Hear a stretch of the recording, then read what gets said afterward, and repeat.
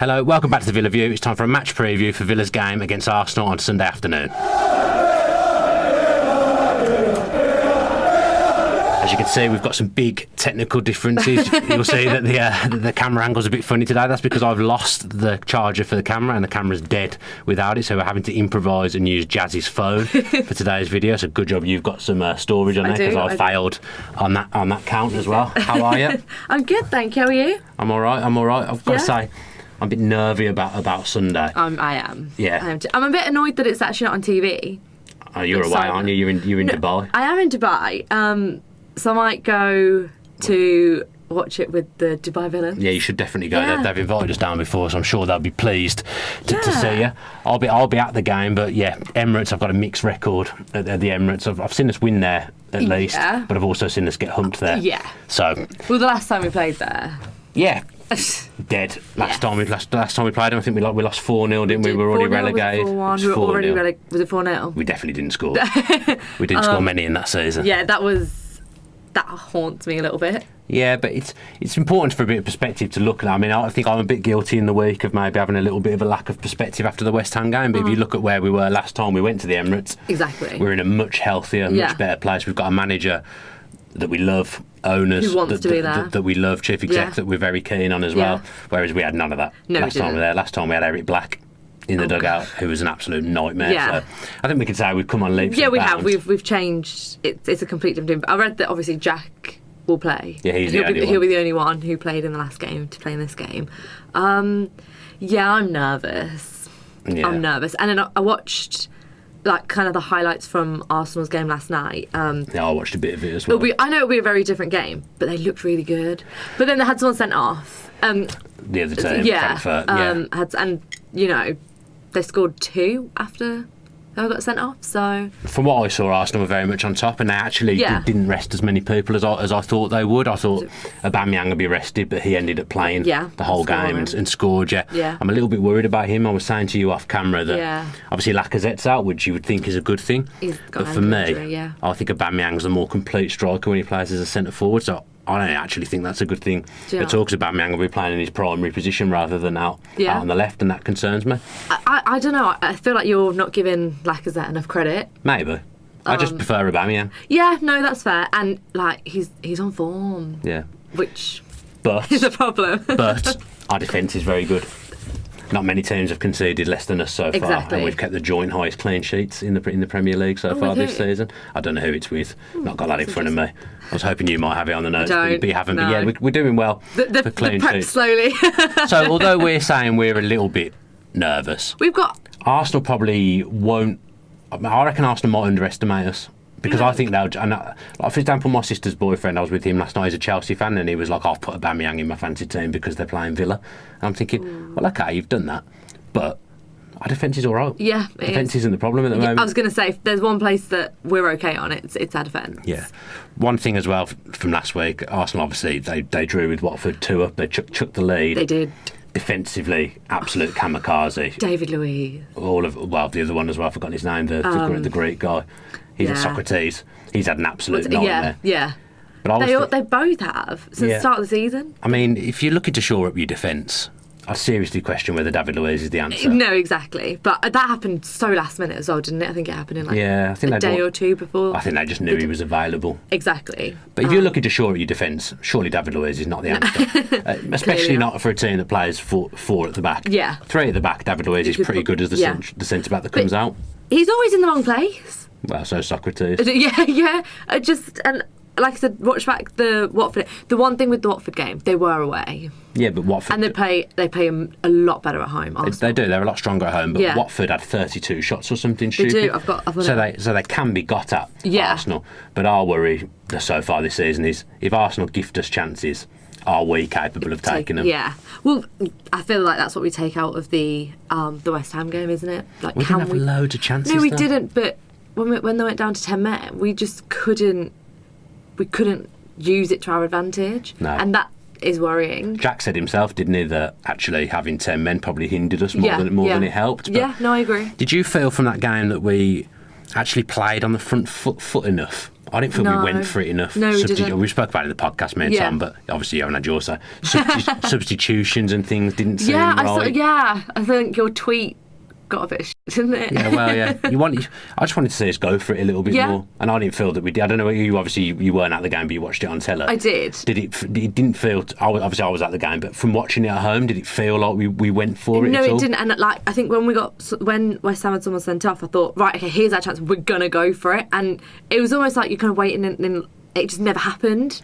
Maybe the last couple of minutes, it felt like it was happening a little bit. Yeah, but that's a bit too late, isn't it? By that point, Grealish was knackered. Yeah, he was. McGinn was knackered. Yeah. We'd used all our subs. You not made a necessarily point in the about best way. subbing Jack. Well, I didn't make the point. Someone said it on fan cams that, you can... Oh, okay, yeah. If he's tired, you can take him off. Yeah. Fans aren't going to abuse you. I mean, actually, that's not guaranteed to be true. I was going to say, I think if Dean Smith at that point had taken Jack off, I think he would have got a bit of stick for it. Yeah. I actually think Jack's going to get a lot more space on Sunday, because Arsenal obviously has to play one way. They're quite expensive. It's a big pitch. Yeah. I think players like Jack and McGinn on the counter-attack. We'll play on the counter-attack, without a doubt, on you Sunday. Say that, but we I actually think I think it might suit us. Do you think? On Sunday. Just the conditions, just because Arsenal just play one way, they leave themselves very open. You look at their midfield, Xhaka's a disaster area. Their centre-backs are a clown car. Yeah. They can be got at. They're a great team.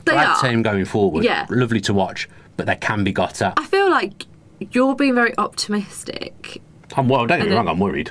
Yeah, but I feel like I'm very much the other way. Like, I'm very worried. Do you not think they can be got at? Watching them from what you've seen of Arsenal this season?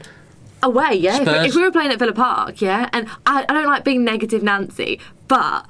Apologies to anyone called Nancy watching. That'd be menacing. If we were at home, I think I would have gone for a win. Well, we'll come on to predictions. Let's not spoil it. No. I'm just saying. I'm just throwing it out there. I think it might suit us even being away. We weren't good at Palace, but Spurs, we went 1-0 up. Yeah, we did. And we played well for an hour or so, and then we just went back into our shells. But we showed that we're capable of going to a big team and hitting them on the break and looking dangerous. And then that first half against Spurs, we were incredible. We did look dangerous. Yeah, we were really. That's probably one of my favourite performances so far. And it could be the same on Sunday, whereas it's a big pitch, there'll be open spaces. Do you think it's more mindset as well? Kind of, you go to West Ham, and I'm not underestimating West Ham because they are a good team. But you think, obviously, you go to Arsenal and Spurs and... No pressure. Yeah. I'm starting to, as we're doing this preview, I'm starting to fancy us, which is always a bit dangerous. I'm talking myself into the fact that it's actually going to be exactly. You're going to be a good game for us.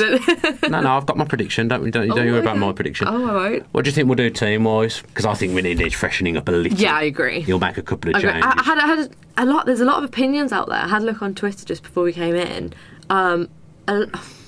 Obviously, we've got Trezeguet back. Yeah, he'll be straight back in the side. Yeah, he'll be in for Hotter. Hotter was poor. He was.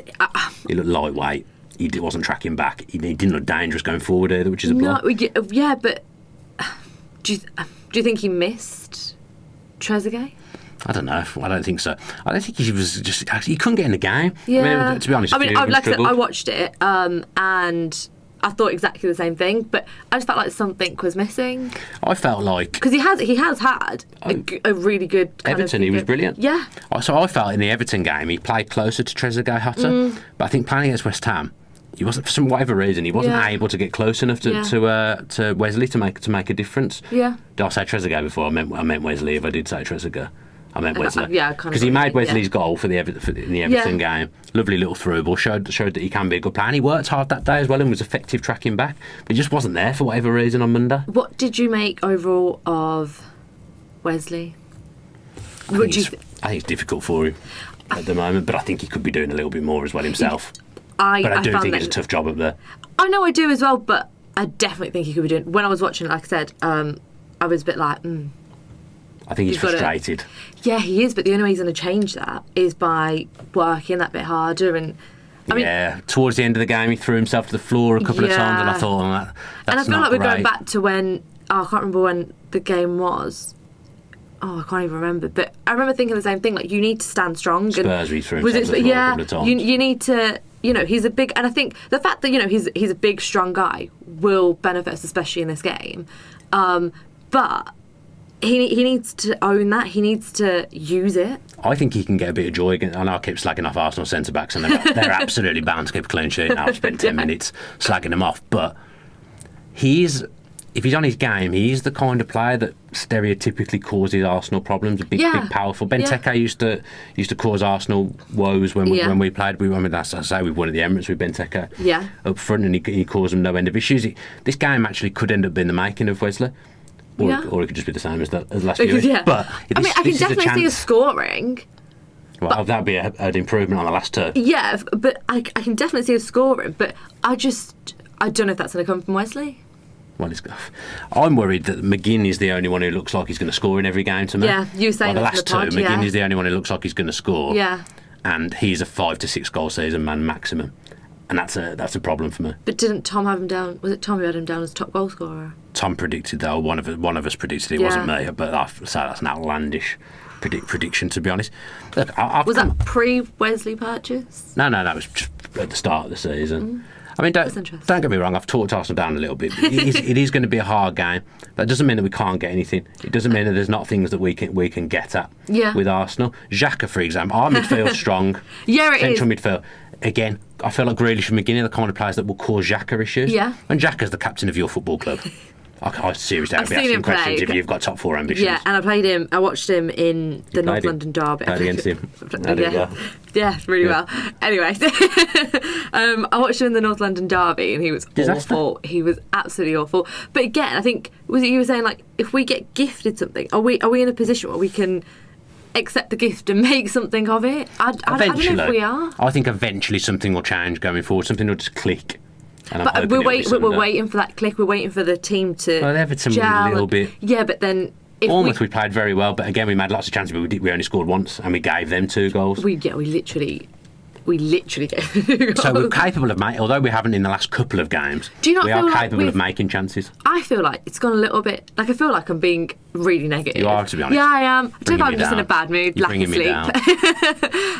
But I feel like we started really, really strongly. And I remember saying after the Spurs game, we've got a lot to take out of this game. Yeah. I feel like it's kind of going a little bit downhill. Because the last couple, there hasn't been much to take from it. No, that's fair. I agree with that. Yeah, and even though, like, if someone had offered you a draw against West Ham, I feel like I would have taken it. I wouldn't have. You wouldn't have? No.